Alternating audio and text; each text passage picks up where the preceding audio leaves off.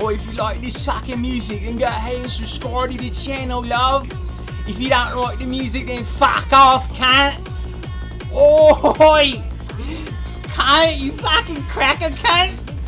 Sara laundry, Sara laundry, Sara laundry, Sara laundry. I'm doing laundry, Sara laundry. I'm doing laundry, Sara laundry. I got a spin cycle on my laundry, Sara, Sara, Sara, Sara. I'm in a Humvee, I'm in a Humvee, I'm in a Humvee, do do do. I'm in a Humvee, what about you? I'm in a Humvee, do do do. What about you? Humvee who? I'm in a Humvee, do do do. I'm in a Humvee, what about you? I'm in a Humvee, do do do. I'm in a Humvee, what about you? Ooh. Ooh. Ooh.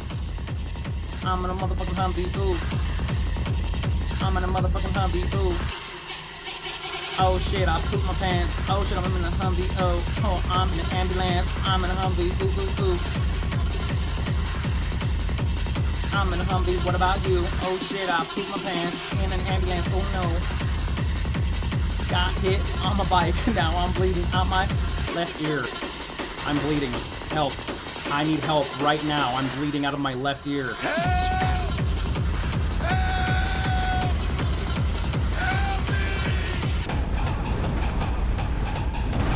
2001. I go to school. I'm 12, almost 13. Over the summer, I seen Alexis at a pool. We held our breath. We ate some pizza. I was too scared to talk to her. That school year, Elizabeth Smart was kidnapped. Utah was never the same. Elizabeth couldn't think for herself. Her brother traded Yu-Gi-Oh cards and used her kidnapping to get cards off people.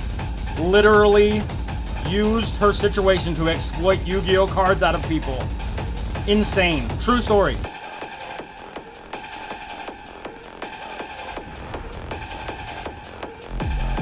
It's September now.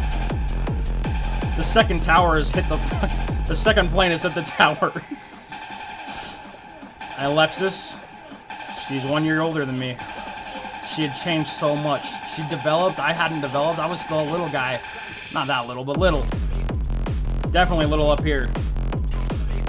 She said hi to me like one time. I think I had a science class with her or something. That's it. That's the story of Alexis and Mergens. Wherever you are, you were my first crush, baby. I shouldn't say baby, that's weird. I was actually pretty big in 12th grade. Or 7th grade.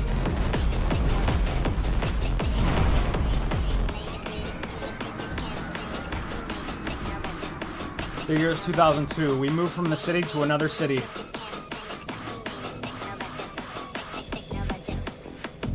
New school, new friends. Very shy. I'm a very shy person. In real life, I'm actually very shy. But boy, does that charisma shine through. 8th grade. I meet a good friend. Benjamin Saltkill. Chad, I can't remember his last name, it escapes me. Me and my friend Ben kind of bullied Chad a little bit, but we bonded over bullying him. I'm sorry, Chad, wherever you are. Probably still a bully because I can't remember your last name. We used to make him throw out his elbows like this. Throw out his elbows like this, and we would push him through the hall to get to our classes. True story. Me and Benjamin Saltkill. Chad couldn't say no. We were too strong. At this point, I was about 6 foot. I was a big guy. Me and Ben, same size. It was fucked up. But I got what was coming to me. I was at lunch one day. I needed to go to the bathroom. So what did I do? I asked to go to the bathroom. We leave the lunch area. I see Kelsey Van Sambeek. Kelsey Van Sambeek is her name. Look her up. Kelsey Van Sambeek is waving. To me? No. But I thought she was. So I was walking to the bathroom. I start waving. This is a core memory here. I start waving at her. Because she waved at me, right? No, wrong. So wrong. She was waving at her friend behind me. Keep in mind, Very shy. Very scared of women. Late bloomer. Still very scared of women. Scared of this boss, too. I think it's a woman.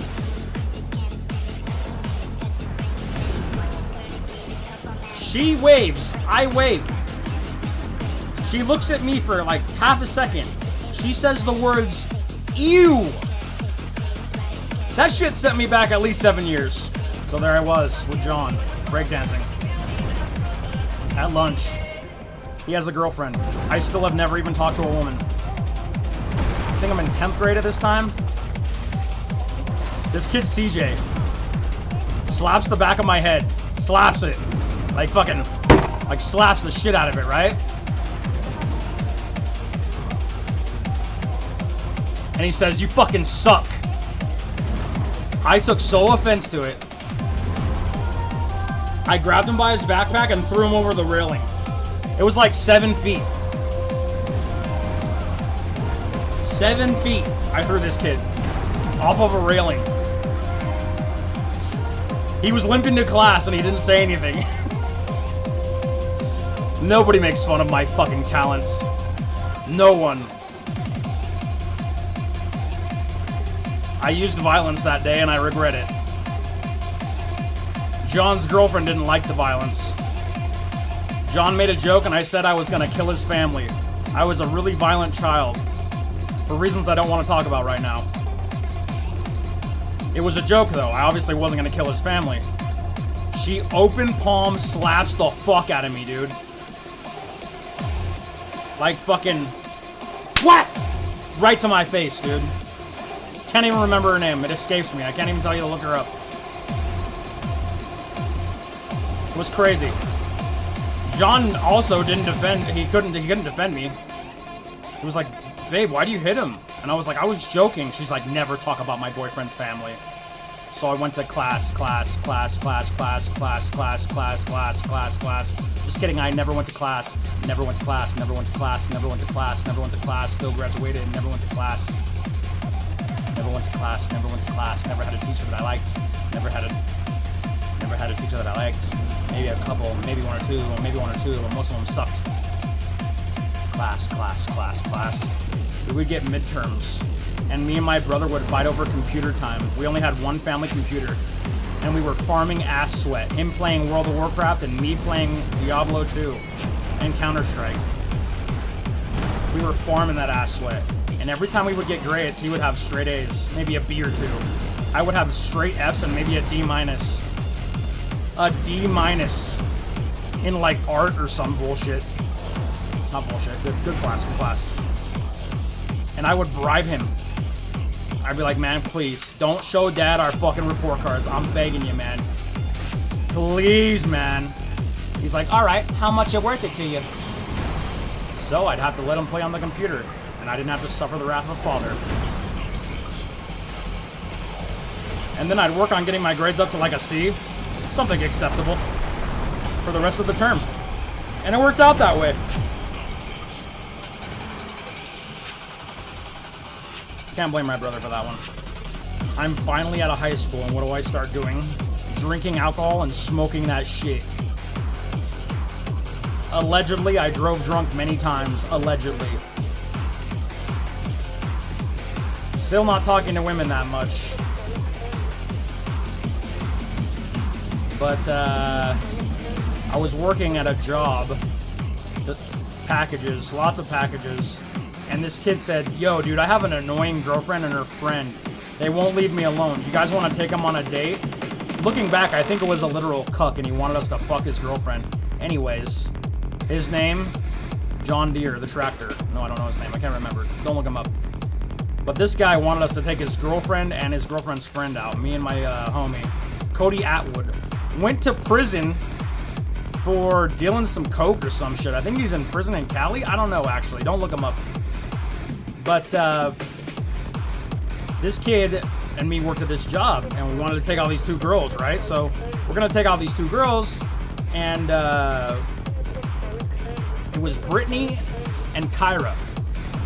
And I was out with Brittany, and he was out with Kyra. Kyra was a lot prettier than Brittany, but Brittany was a certified freak. And so I go out with Brittany, and oh, this is a banger. I go out with Brittany, right? And I'm not saying shit. And she wants me to like, you know, she wants me to, you know, without going into too much detail here. And I was such a naive little man. At 18, what am I supposed to do? What do you want me to do? Anyways, she's not interested. So she gets, because I'm just like, I'm a slow little mover. I'm a slow little guy. I'm a fucking shy little man. I'm a shy guy who needs to be taken advantage of by a big titty goth girlfriend. Anyways, so Kyra does not like Cody. Like, he's cringy. This was before cringy was a good word we used, but she didn't like him. She's like, I don't like the way he like treats me. I don't know, this is like, he's gross. And, you know, anyways, like, this guy was that way. He was a creeper. I didn't know it at the time. I was not a good judge of character at 18. I wasn't even a good character at 18. But then she says, why don't we go out to meet? And I'm like, what? You want to go out with me? But I'm ugly. She's like, you're not ugly. And I was like, wait a minute. You're telling me I'm not ugly. I didn't know. No one told me. I mean, your parents do, your grandparents do. But what are you supposed to do? You don't just believe your parents. Everybody says, your parents say you're cute. Okay, who gives a shit? But a stranger saying it? An opposite sex stranger? So me and Kyra go out on a date, right? I'm driving my dad's 1972 K5 or K12 Blazer, K7, I can't remember the K of it. There's some Ks in there. 1972 Blazer. This thing doesn't even have a fucking muffler on it. So what are we doing, right? We go on a date to, I think, Village Inn? Denny's? Can't remember. I start up the car to leave to take her home. It sets off 2 car alarms because it has no muffler and it's got a V8. 2 car alarms are set off. She starts giggling and laughing hysterically. I am abhorrently embarrassed. I want to crawl out of my skin and die. But she thought it was funny. So she got me out of my shell. The rest is history. Oh, also a little tidbit. Her parents caught us having sex. They walked in on us having sex. I was wearing my socks because my feet get cold. They still get cold till this day. God damn it! Why did they walk in? Her mother called me trash. Her mother called me the city that I live in with the word trash on it. She wasn't wrong, but that was kind of mean.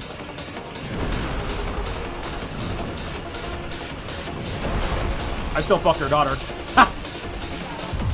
So after they caught us having sex, and she called me trash, they moved away.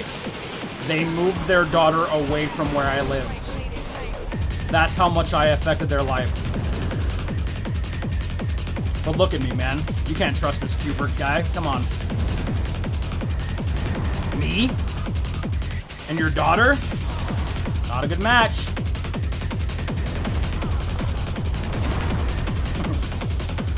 They moved away.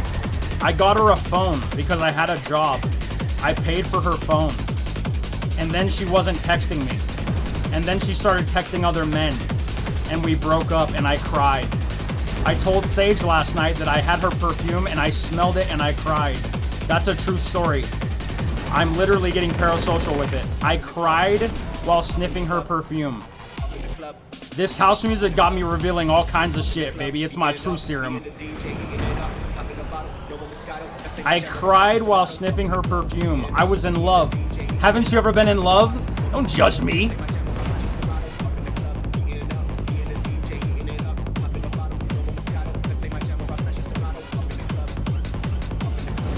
So, then I start partying really hard after this, right? Real hard partying. Drinking. Southern Comfort 151 mixed with fucking Coke. Everclear mixed with Mountain Dew. Just caution to the wind type shit, right? Getting fucked with it. Wearing sideways caps with FUBU and fucking driving drunk, allegedly. Going to parties and pissing on fences. Holy shit. I start drinking heavily. And I'm like, dude, I'm getting crossfaded. I'm meeting Michael Saby, getting crossfaded, throwing up the X-Bones. Throwing up X-Bones, just, yeah. Getting crossfaded hardcore. Didn't give a fuck. Breaking Griffin's bubbler, meeting Saby. Getting smashed. So I get fired from my job. For what? Stealing. I stole from my job, and I deserve to be fired. At the time, I didn't think so. But then I really start hitting the sauce. Bad. So, I'm hitting this sauce like crazy, right? No girlfriend, no job, sauce the fuck up. And I meet this Mexican girl. She wants more than I want. I'm not gonna say her name, because I already did enough to this girl's life. I didn't really want a relationship, so what do? I lied to her. I said that I was on deployment to the army. I used the army and military as an excuse to get out of hanging out with her. We ended up having sex, and I tricked her. Not tricked her, but we had sex, right? Stolen valor as hell. This is stolen valor. So, we were into each other, you know? We just had casual sex. We were both, you know, as consenting adults. But then anytime she wanted to hang out or do anything a little bit more serious, I wasn't interested. Her family owned a tortilla shop, and I didn't want to be around her. She brought me to the tortilla shop, and it was like we were married. I'm like, yo, I don't want this. Just got out of a relationship. What the hell's happening? Anyways, she finds out I lied to her somehow, right? And me being the fiend I was back then, anytime I would get lonely or I would get like a little bit, you know, I want a little something, I would just be like, hey, what are you doing? Texting her, right? Using my, hey, I'm back off deployment. You want to have sex? Just got back from deployment. Anyways, she confronts me. She says, you know what? Let's meet up at Chili's. This was like a couple years. I just been drinking heavily, you know, partying, allegedly drunk driving, just doing all kinds of shit, right? Chilling with the boys, getting sloshy. She says, I want to meet up. Oh my god, I hate this move so much. I want to meet up at a Chili's. So we end up meeting up at Chili's. I'm like, oh, maybe she wants to get things started again, you know, whatever. She was I have to say this, she was a bigger girl, okay? She was bigger. Let's say 3 bills maybe. And about like 5 foot. Okay, she was a big girl. Alright, no shame, no hate. Anyways, this is relevant to the story. So I meet up with her at the Chili's. I'm sitting there waiting, eating some chicken crispers. I'm eating these chicken crispers, and what happens? She walks in. She's not 300 pounds, okay? She's like 130. She sits down at the table. She's like, I have to tell you something. I came here, and I thought about confronting you for years. I'm like, I'm out of the army now. Do you want to get back together? What's going on? Writing that lie, right? Stolen valor, pussy. Anyways, she says, Levi,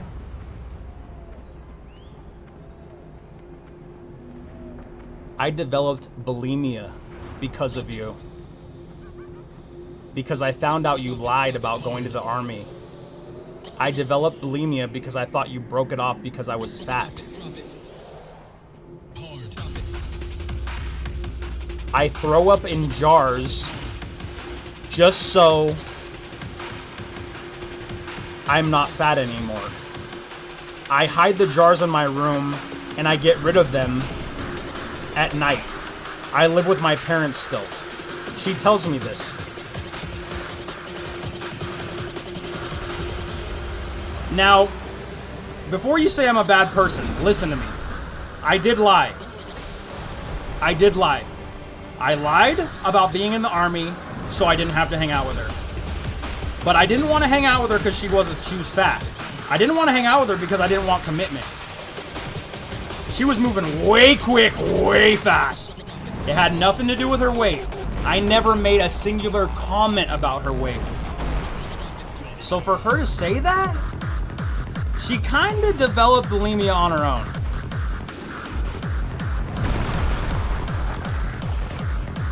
Now, do I feel bad? Yes. Is it my fault she had bulimia? No. No. It's not my fault. I did not tell her I've seen the Hell of War. Alright. So, she walks out of my life. I didn't know what to say. Looking back on it, I would have probably said for her to get help because I would have just confessed to her what I did and made her feel better because she obviously had a weight problem, but I think the weight problem was something that she had with her mother. Her mother was one of those people that was like constantly chastising her over her weight. I'm not saying I was a good guy. I lied about going to the army just so I didn't have to hang out with her. But not because she was fat. I love a chunky monkey, dude. Don't get me wrong. I'm a chunky monkey.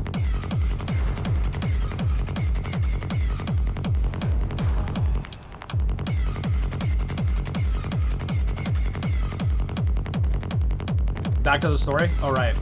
Well, she walks out of my fucking life, and I don't see her. I don't see her at all. There's another little tidbit to the story, but it is in relation to my brother, and I want to keep him out of this, so that's where that ended. So we're partying, right? I'm partying heavily. I'm taking you guys through all my life. All through the love of my life. So, Aaliyah. Oh, I almost said her fucking name. Jesus Christ. Bulimia. We'll call her Belly. Belly was not the love of my life. I did like her.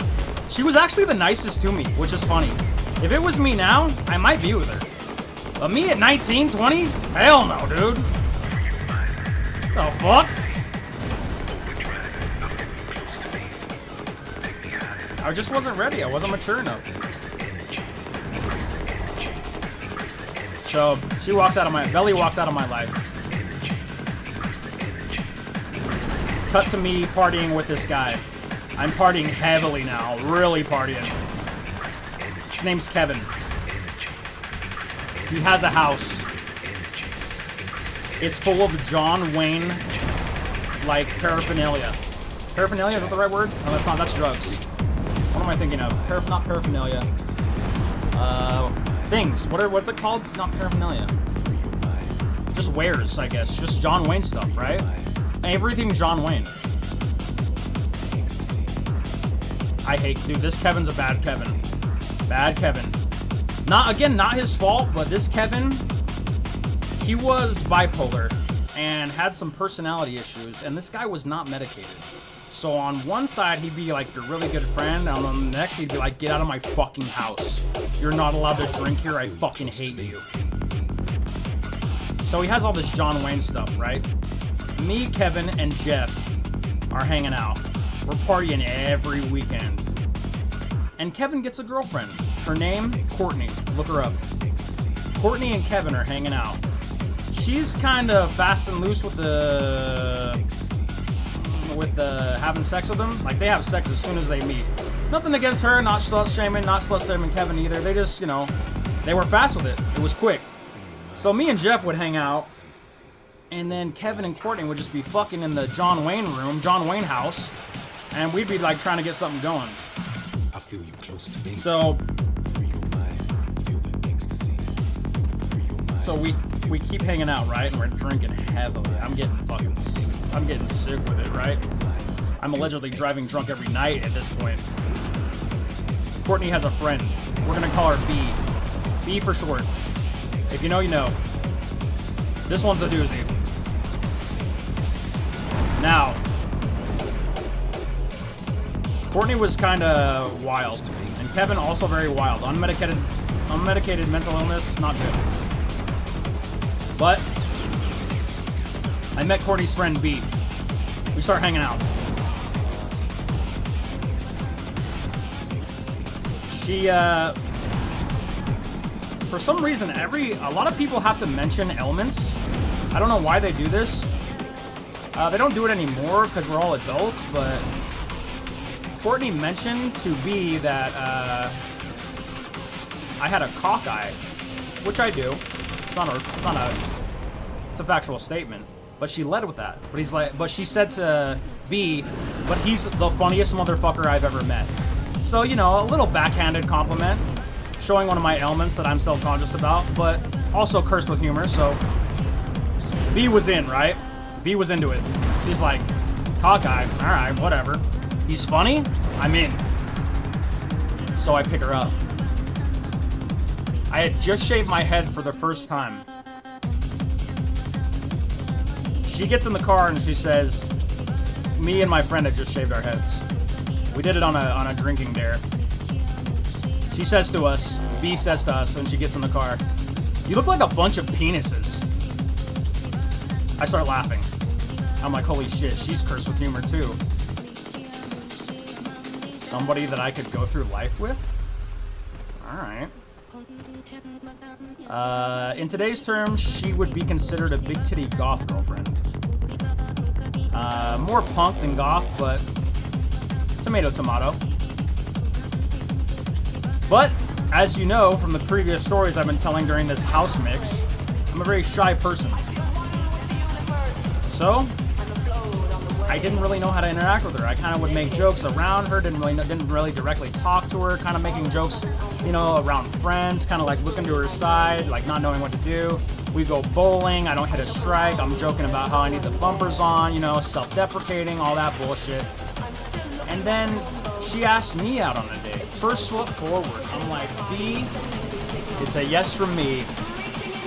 We go on a date. We have a good time. So, we continue dating. We go on a few dates. I can't pull a move. I can't make a move, man. I'm scared. I'm scared of women. Legitimately. I don't know what they're thinking. I don't know how to think. I don't know what to say. I don't know what to do. Still a problem these days, but I mean, I'm a little better. Oh, God. So we go on like 4 dates. Me and B. She's about to leave my car. I look at her and I'm like, well, I better do this before I don't ever do it.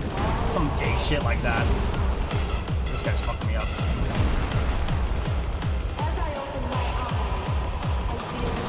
Damn it! Okay, so I look over at her after like the 4th date, and these are like serious dates. This is like we're seriously going on dates. This isn't like, you know, meeting up for coffee type Tinder shit, right? This is real dates. Like hanging out for like 4 or 5 hours. I look over at her and I'm like, B, I better do this before I never do it. And then I lean in and kiss her. And she kisses me back. And she looks at me and she's like, I'm so glad you finally did that. I was beginning to think you were gay. Me? Gay?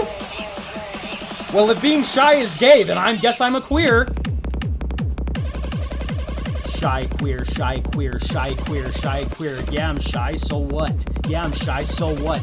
Yeah, I'm shy, can't touch your butt. Yeah, I'm shy, I'm a queer. Yeah, I'm shy, I'm a queer. Kiss me, I'm a queer. Kiss, kiss, kiss, kiss, I'm a queer. Yeah, I'm shy, yeah, I'm a queer. Yeah, kiss me, I'm a queer. Yeah, kiss me, I'm queer.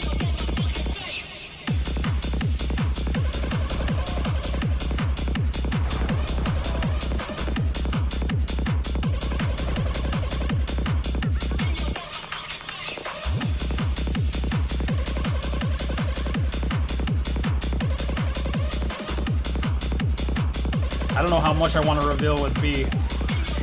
We went through it. Maybe the embarrassing stuff, because that's what we're going with. So, this was around 2009? 2010? And dubstep. Dubstep had just hit the scene, and I was really into dubstep, man. Really into it. And I didn't really, I was like first getting into music, like out of high school. I didn't really listen to not a ton of music in high school, maybe like a little bit, but really heavy into dubstep in 2009, 2010. So, she hadn't heard anything about it. So I started making her mixtapes. Yeah, what is this boom bap crap exactly? I started making her dubstep mixtapes. And I would write poetry to them. Poetry. I would write poetry to dubstep CDs. I would print out poetry onto a custom-made cover with dubstep on it. We're talking Scream remixes with how I felt about her. Calling her a dark-haired girl that ruled my world type shit. Oh, buddy. I have one of those covers saved? Yeah, you do. I know which one you have saved, too. The one where we met. The one where we met at Kevin's. The one where we met at Kevin's fucking hookah party. She smoked hookah, and she fucking could not handle her smoke and threw up. I got her scone cutter. In my defense, she was fucking beautiful. What am I supposed to do? Not buy a beautiful girl scone cutter? Who the hell are you? Who the hell are you? You wouldn't buy a beautiful woman scone cutter? Get out of my fucking chat. So I wrote her poetry with mixtapes. And this was another girl or woman, I guess I should say. I shouldn't say girl. Woman who kind of brought me out of my shell. She, maybe a little bit too much, and I was also very, very violent at this time. I also did some alleged other stuff with her that is not good. We allegedly, one time, got really shit-faced and took a bat and smashed people's windows. Allegedly. I could be totally making up this story and you wouldn't know the difference. But, little asterisk on the whole relationship. We were 19 and very drunk and very fucked up. Doesn't excuse what I did. And I am sorry for the people whose windows got smashed. One funny thing about that night, though, that allegedly may have happened, she fucking whiffed with the bat and hit her knee. She whiffed the whole car. I've never seen somebody whiff a whole car. Sorry to all my savies out there who got their tires slashed.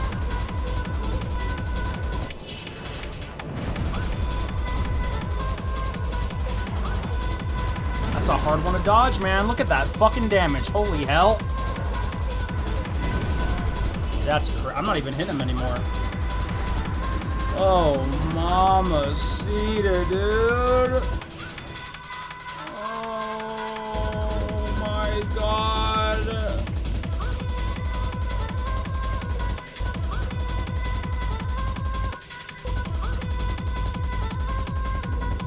So after B,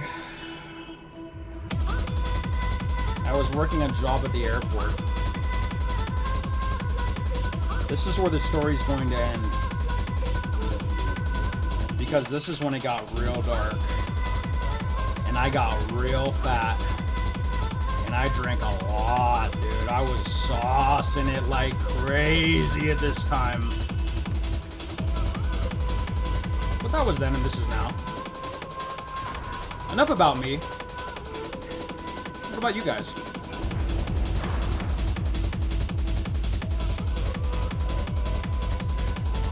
There's kind of like a 12-year gap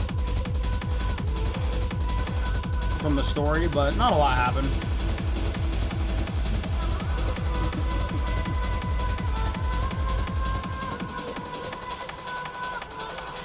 Lots of gaming, lots of dates, lots of Lots of fucking women. Not fucking women, but fucking women. Finding the one.